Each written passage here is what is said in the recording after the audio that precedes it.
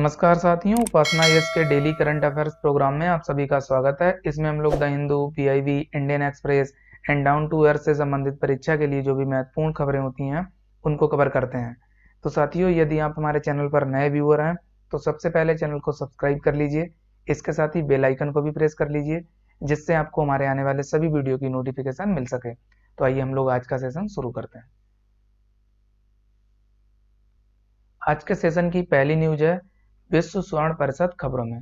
तो आइए हम लोग जानते हैं इससे जुड़े हुए पॉइंट। पहला पॉइंट है विश्व स्वर्ण परिषद यानी वर्ल्ड गोल्ड काउंसिल के अनुसार भारत में सोने की मांग कोविड-19 के कारण लगाए गए लॉकडाउन और रिकॉर्ड उच्च कीमतों के कारण वर्ष 2020 में पिछले 25 साल में सबसे निचले स्तर पर पहुंच गई है। वर्ष 2020 में सोने की कुल मांग 446.4 टन रही, जबकि वर्ष 2019 में ये 690.4 टन थी। सेकंड पॉइंट, ये स्वर्ण उद्योग के लिए बाजार विकास संगठन है यानी world gold council. Third point, ये सोने के खनन से लेकर निवेश तक उद्योग के सभी भागों में कार्य करती है और इसका उद्देश्य सोने की मांग को प्रोत्साहित करना और बनाए रखना है। फोर्थ पॉइंट है इसका मुख्यालय यूनाइटेड किंगडम यानी ब्रिटेन में है। ये महत्वपूर्ण पॉइंट है, आपको याद रखना है। पांचवा, भारत, चीन, सिंगापुर, जापान और संयुक्त राज्य अमेरिका में इसके कार्यालय स्थित हैं। तो ये विश्व स्वर्ण परिषद से संबंधित कुछ मुख्य पॉइंट थे जो आपको याद रखना है, परीक्षा के लिए महत्वपूर्ण है। अब हम लोग अगली न्यूज पर आते हैं। अगली न्यूज है भारत की वैक्सीन उत्पादन क्षमता आज दुनिया में सबसे बेहतर। तो आइए हम लोग जानते हैं इससे जुड़े हुए पॉइंट। पहला पॉइंट, वैश्विक टीकाकरण अभियान में भारत की प्रमुख भूमिका निभाने का आह्वान करते हुए संयुक्त राष्ट्र महासचिव एंटोनियो गुटेरस ने 28 जनवरी 2021 को भारत की वैक्सीन उत्पादन क्षमता को दुनिया में सबसे बेहतर मौजूदा संपत्ति का नाम दिया। उन्होंने आगे कहा कि मुझे लगता है कि भारत की उत्पादन क्षमता आज दुनिया की सबसे अच्छी संपत्ति है। सेकंड पॉइंट, महासचिव एंटोनियो गुटेरस ने भारत की ओर कोरोना वैक्सीन के लिए वैश्विक टीकाकरण अभियान की संभावना जताई है। उनका कहना है कि हमें पूरी उम्मीद है कि भारत के पास वे सभी उपकरण मौजूद होंगे जो ये सुनिश्चित करने में एक प्रमुख भूमिका निभाने के लिए आवश्यक हैं कि एक वैश्विक टीकाकरण अभियान संभव है। तो ये भारत की वैक्सीन उत्पादन क्षमता से जुड़ी हुई कुछ मुख्य बातें थी जो आपको याद रखनी है। अब हम लोग अगली न्यूज पर आते हैं। अगली न्यूज है कला उत्सव खबरों में। तो आइए हम लोग जानते हैं इससे जुड़े पॉइंट। पहला पॉइंट है ये राष्ट्रीय माध्यमिक शिक्षा अभियान के तहत शिक्षा मंत्रालय की एक पहल है, तो ये आपको मंत्रालय याद रखना है। सेकंड, इसका उद्देश्य देश में माध्यमिक स्तर पर स्कूली छात्रों की कलात्मक प्रतिभा का पोषण और प्रदर्शन करके शिक्षा में कला को प्रोत्साहन प्रदान करना है। तो ये कला उत्सव से जुड़े हुए कुछ मुख्य पॉइंट थे जो आपको याद रखने हैं। अब हम लोग अगली न्यूज पर आते हैं। अगली न्यूज है कोविड-19 प्रदर्शन रैंकिंग खबरों में। तो आइए हम लोग जानते हैं इससे जुड़े हुए पॉइंट। पहला पॉइंट है हाल ही में एक ऑस्ट्रेलियाई थिंक टैंक लोबी इंस्टीट्यूट द्वारा कोविड-19 प्रदर्शन सूचकांक यानी रैंकिंग जारी की गई है या जारी किया गया है। तो ये आपको याद रखना है, इंस्टीट्यूट भी महत्वपूर्ण है जिसके द्वारा ये रैंकिंग जारी की गई है। सेकंड पॉइंट है इस सूचकांक में देशों के सापेक्षिक प्रदर्शन को नापने का प्रयास किया गया है। थर्ड, ये सूचकांक प्रमाणित मामलों तथा प्रति मिलियन आबादी पर होने वाली मौतों और परीक्षण स्तर सहित 6 भिन्न संकेतकों पर आधारित है। चौथा पॉइंट, न्यूजीलैंड, वियतनाम और ताइवान को क्रमशः शीर्ष 3 स्थानों पर रखा गया है, यानी फर्स्ट पर न्यूजीलैंड, सेकंड पर वियतनाम और थर्ड पर ताइवान। पांचवा पॉइंट है भारत को 86वां स्थान मिला है यानी 86th रैंक, ये भी आपको याद रखना है। छठा, श्रीलंका का प्रदर्शन दक्षिण एशिया में सबसे अच्छा रहा और इसे 10वां स्थान प्राप्त हुआ है। सातवां, सूचकांक में मालदीव को 25वां, पाकिस्तान को 69वां, नेपाल को 70वां और बांग्लादेश को 84वां स्थान प्राप्त हुआ है। अगला पॉइंट है इससे जुड़ा हुआ। आठवां, ब्राजील के लिए सबसे कम अंक दिए गए हैं। नवां, प्रदर्शन के मामले में मैक्सिको, कोलंबिया, ईरान, संयुक्त राज्य अमेरिका को निचले 5 देशों में शामिल किया गया है। 10वां जो अंतिम पॉइंट है, चीन को सार्वजनिक रूप से उपलब्ध आंकड़ों के अभाव में सूची से बाहर रखा गया है। तो ये कोविड-19 प्रदर्शन रैंकिंग से संबंधित कुछ मुख्य पॉइंट्स है जो आपको याद रखने हैं। अब हम लोग अगली न्यूज पर आते हैं। अगली न्यूज है विनिवेश शब्द खबरों में। तो आइए सबसे पहले हम लोग जानते हैं ये न्यूज में क्यों है। सरकार वित्तीय वर्ष 2020-21 में विनिवेश यानी डिसइन्वेस्टमेंट से 3% कम राजस्व जुटा पाई, जिससे ये न्यूज में था। अतः राजकोषीय घाटा चालू वित्त वर्ष के लिए और अधिक हो सकता है, ये चिंताजनक बात है। अब हम लोग इस शब्द को जानते हैं, बेसिकली ये क्या है। विनिवेश का अर्थ सरकार द्वारा की जाने वाली संपत्तियों की बिक्री या परिशोधन से है। इन संपत्तियों में सामान्यतः केंद्र और राज्यों के सार्वजनिक क्षेत्र के उद्यम, परियोजनाएं और अन्य अचल संपत्तियों को शामिल किया जाता है। विनिवेश सरकारी खजाने पर राजकोषीय बोझ को कम करने या विशिष्ट जरूरतों को पूरा करने के लिए धन जुटाने हेतु किया जाता है, तो आपको याद रखना है। अब आपको एक नोट भी याद रखना है, एक शब्द आया था फिजिकल डेफिसिट यानी राजकोषीय घाटा, उसको भी हम लोग जान लेते हैं। सरकार की कुल आय और व्यय में अंतर को राजकोषीय घाटा कहा जाता है। इससे पता चलता है कि सरकार को कामकाज चलाने के लिए कितनी उधारी की जरूरत होगी। कुल राजस्व में उधारी को शामिल नहीं किया जाता, तो ये भी आपको याद रखना है। तो ये विनिवेश से संबंधित कुछ मुख्य पॉइंट्स हैं जो आपको याद रखने हैं। अब हम लोग अगली न्यूज पर आते हैं। अगली न्यूज है कान्हा टाइगर रिजर्व खबरों में। तो आइए हम लोग जानते हैं इससे जुड़े हुए पॉइंट। पहला पॉइंट है हाल ही में इसके बफर जोन क्षेत्र में एक बाघिन मृत पाई गई, जिससे ये न्यूज में था। सेकंड पॉइंट है ये मध्य प्रदेश में अवस्थित है, तो ये आपको इसकी लोकेशन भी याद रखनी है और राज्य भी।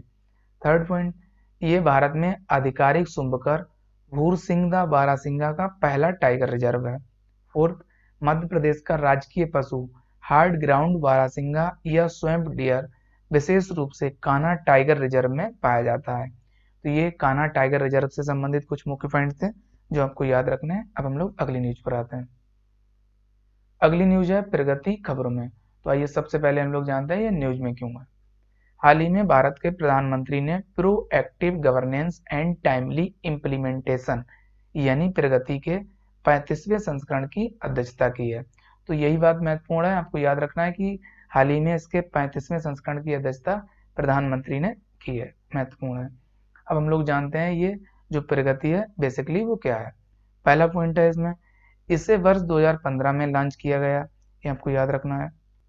सेकंड पॉइंट है ये प्रोएक्टिव गवर्नेंस और टाइमली इम्प्लीमेंटेशन हेतु एक मल्टी मॉडल प्लेटफॉर्म है जिसमें केंद्र और राज्य सरकारें शामिल हैं। थर्ड पॉइंट इसे प्रधानमंत्री कार्यालय यानी पीएमओ की टीम द्वारा राष्ट्रीय सूचना केंद्र यानी नेशनल इंफॉर्मेटिक्स सेंटर की मदद से तैयार किया गया है। चौथा पॉइंट ये पीएम को संबंधित केंद्र और राज्य के अधिकारियों के साथ जमीनी स्तर पर स्थिति की पूरी जानकारी और नवीनतम दृश्यों के साथ चर्चा करने में सक्षम बनाता है। अगला फिफ्थ पॉइंट इससे जुड़ा हुआ ये एक त्रिस्तरीय प्रणाली यानी पीएमओ, केंद्र सरकार के सचिव और राज्यों के मुख्य सचिव है, ये आपको ध्यान रखना है।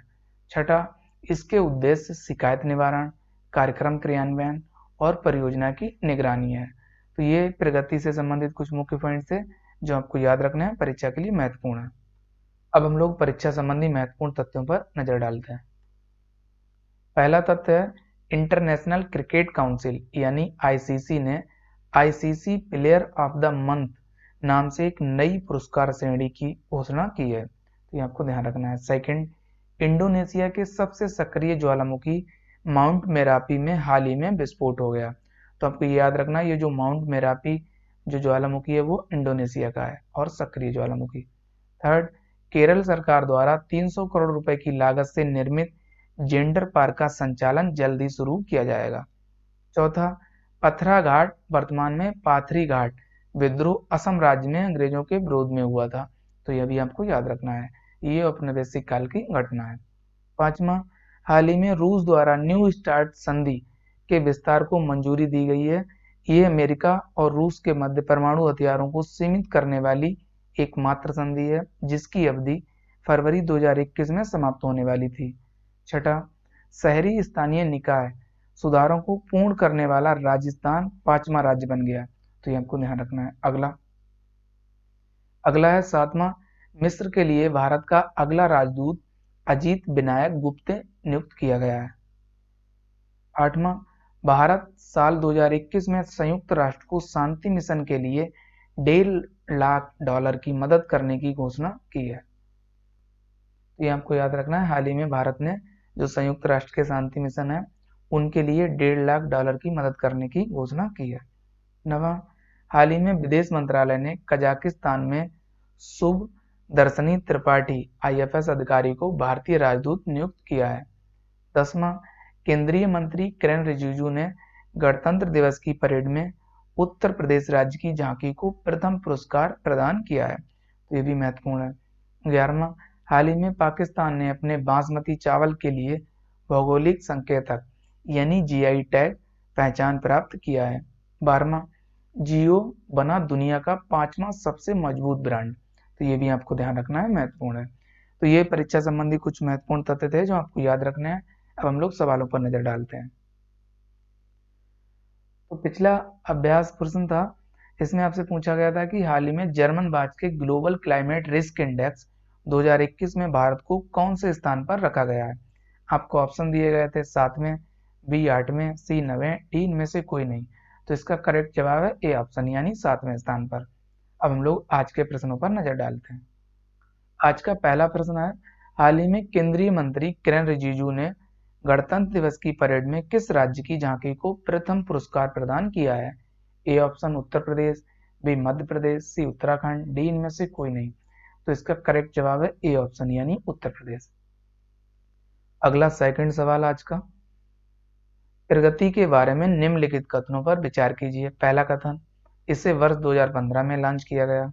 सेकंड, ये प्रोएक्टिव गवर्नेंस और टाइमली इम्प्लीमेंटेशन हेतु एक मल्टी मॉडल प्लेटफॉर्म है जिसमें केंद्र और राज्य सरकारें शामिल हैं। अब आपको उपयुक्त में से कौन सा से कथन सत्य है यह बताना है। ए ऑप्शन केवल एक, बी केवल दो, सी एक और दो दोनों, डी ना तो एक और ना तो दो। तो इसका करेक्ट जवाब है सी ऑप्शन। अब हम लोग आज के अभ्यास प्रश्न पर नजर डालते हैं। आज का अभ्यास प्रश्न है, हाल ही में किस देश ने अपने बासमती चावल के लिए भौगोलिक संकेतक पहचान प्राप्त किया है। A option Pakistan, B Bhutan, C Bangladesh, D इनमें से कोई नहीं। तो इसका जवाब आप सभी को कमेंट सेक्शन में देना है। तो साथियों, आज के सेशन में इतना ही। हम लोग नेक्स्ट सेशन में मिलेंगे कुछ नई खबरों के साथ। तब तक के लिए आप सभी लोग अपना ध्यान रखिए। साथ ही उपासना के चैनल को लाइक, शेयर और सब्सक्राइब करना ना भूलिए। Thank you, best of luck.